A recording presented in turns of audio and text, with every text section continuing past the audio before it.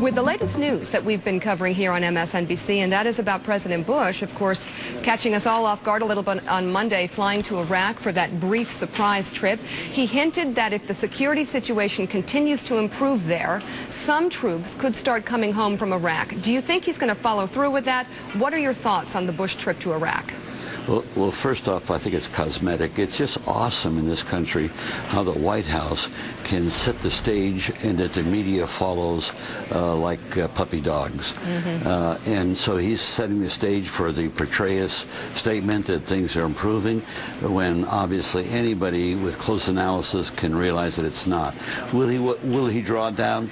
It's going to keep everybody happy till next spring, and that would be the $64 question.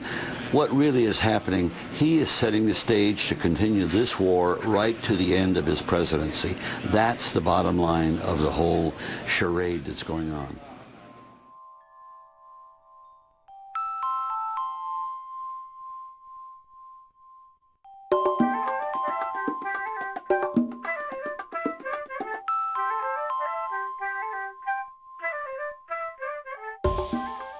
Was revealed during his absence.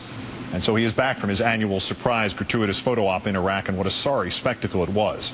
But it was nothing compared to the spectacle of one unfiltered, unguarded, horrifying quotation in the new biography to which Mr. Bush has consented, as he deceived the troops at Al-Assad Air Force Base yesterday with the tantalizing prospect that some of them might not have to risk being killed and might get instead to go home.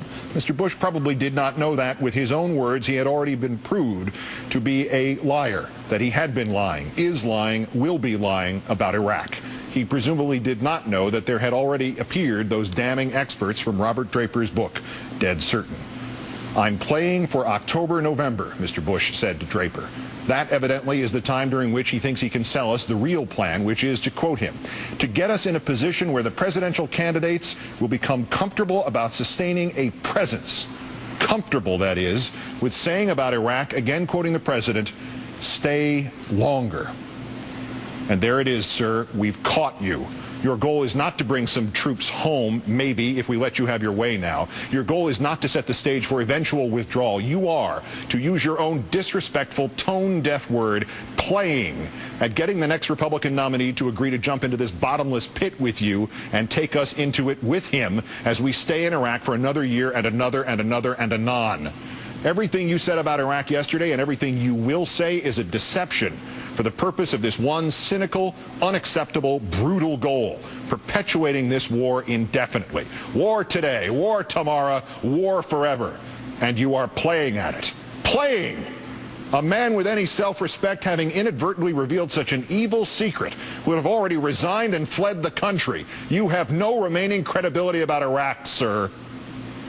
And yet yesterday at Al-Assad, Mr. Bush kept playing, and this time using the second of his two faces. The president told reporters, quote, "They, General Petraeus and Ambassador Crocker, tell me if the kind of success we are now seeing continues, it will be possible to maintain the same level of security with fewer American forces."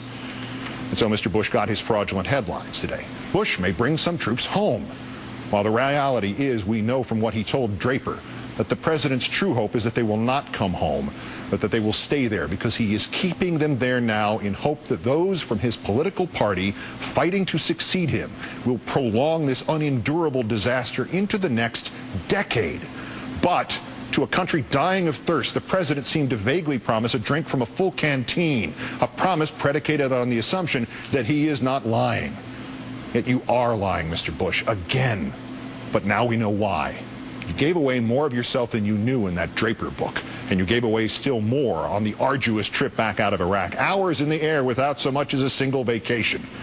If you look at my comments over the past 8 months, you told reporters, it's gone from a security situation in the sense that we're either going to get out and there will be chaos or more troops.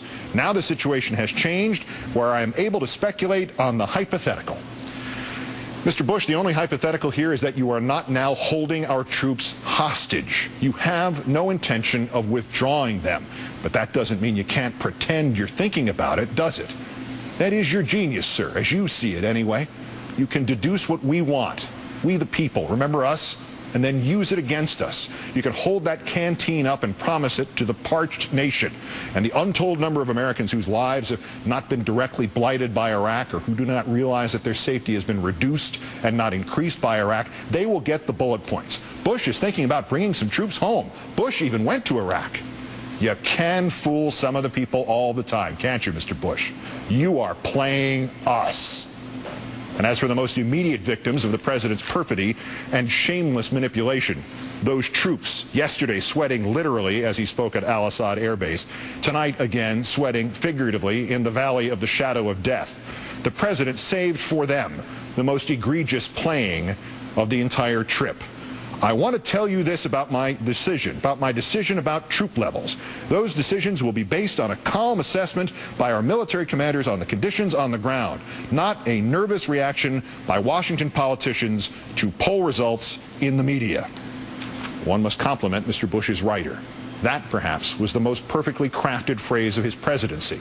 For depraved indifference to democracy, for the craven projection of political motives onto those trying to save lives and save a nation, for a dismissal of the value of the polls and the importance of the media, for a summary of all he does not hold dear about this nation or its people. Nothing could top that.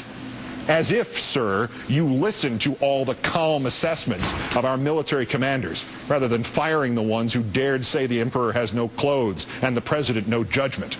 As if, sir, your entire presidency was not a nervous reaction, and you yourself nothing but a Washington politician. As if, sir, the media does not largely divide into those parts your minions are playing and those others who unthinkingly and uncritically serve as your echo chamber at a time when the nation's future may depend on the airing of dissent. And as if, sir, those polls were not so overwhelming and not so clearly reflective of the nation's agony and the nation's insistence. But this president has ceased to listen. This president has decided that night is day and death is life, and enraging the world against us is safety.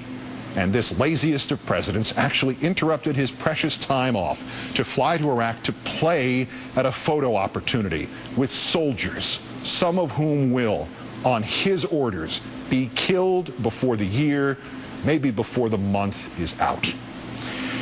Just over 500 days remain in this presidency. Consider the dead who have piled up on the battlefield in these last 500 days. Consider the singular fraudulence of this president's trip to Iraq yesterday, and the singular fraudulence of the selling of the Patriots report in these last 500 days. Consider how this president has torn away at the fabric of this nation in a manner of which terrorists can only dream in these last 500 days. And consider again how this president has spoken to that biographer, that he is playing for October, November, that the goal in Iraq is to get us in a position where the presidential candidates will be comfortable about sustaining a presence. And consider how this revelation contradicts every other rationale he has offered in these last 500 days. In the context of all that, now consider these next 500 days. Mr. Bush, our presence in Iraq must end, even if it means your resignation, even if it means your impeachment, even if it means a different Republican to serve out your term, even if it means a Democratic Congress and those true patriots among the Republicans standing up and denying you another penny for Iraq, other than for the safety and safe conduct home of our troops. This country cannot run the risk of what you can still do to this country in the next 500 days, not while you, sir, are playing. Good night and good luck.